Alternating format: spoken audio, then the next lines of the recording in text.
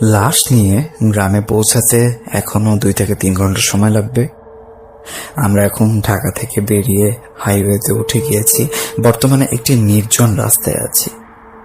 জনমানবহীন জায়গা, রাস্তায় কোথাও কোনো মানুষ নেই। শুধু একটু পরপর সাই সাই করে চলে যাচ্ছে বিভিন্ন দূরপাল্লার বাস, ট্রাক এবং অন্যান্য গাড়ি।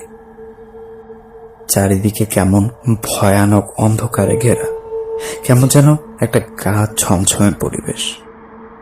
এখন সময় রাত 2:30 কি 3টা হবে। লাশের গাড়িতে ড্রাইভার সহ আমরা মোট 3 জন, আর লাশ সহ 4 জন। আমরা 2 জন লাশের সাথে বসে, আর ড্রাইভার সামনে একা ছিল। চারিদিকে অন্ধকার, আশপাশ জনমানব শূন্য রাস্তা। চারিদিক থেকে ঝিঝি পোকার ডাক শোনা যাচ্ছে। পরিবেশটা এমন, একটা যেন ভয়ঙ্কর কিছু ঘটতে চলেছে তার পূর্ববার্তা। আমরা চুপচাপ বসে রয়েছি আর চিন্তা করছি কখন পৌঁছাবো।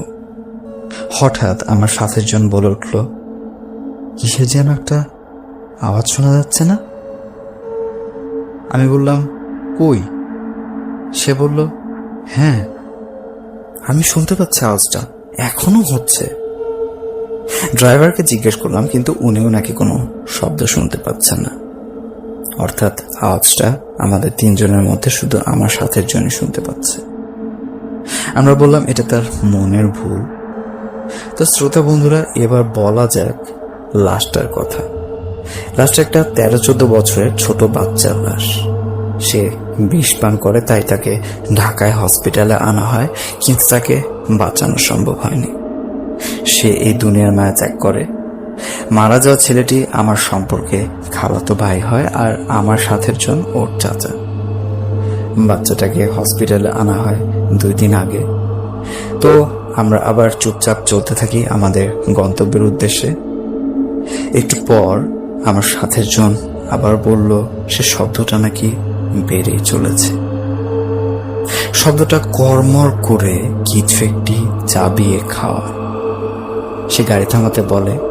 আমরা তাকে বাধা দেই যে গাড়ি থামানোর কোনো দরকার নেই। একে তো শুনশান রাস্তা, তার উপর তখন অবধি আমরা কোনো শব্দই পাচ্ছিলাম না। তাই আমরা ভাবি এটা তার মনের ভুল। সে একবার বলে তার নাকি মনে হচ্ছে শব্দটা গাড়ির নিচ থেকে শোনা যাচ্ছে। একটু পর আবার বলে শব্দটা গাড়ির পাশ থেকে শোনা যাচ্ছে। সে একটু বেশি ভয় পাচ্ছিল। তো সে এতবার করে বলায় আমরা গাড়ি থামিয়ে গাড়ি থেকে বের হই। গাড়ির আশপাশ ভালো করে দেখি, কিন্তু কোথাও কিছুই পেলাম না। তো গাড়ি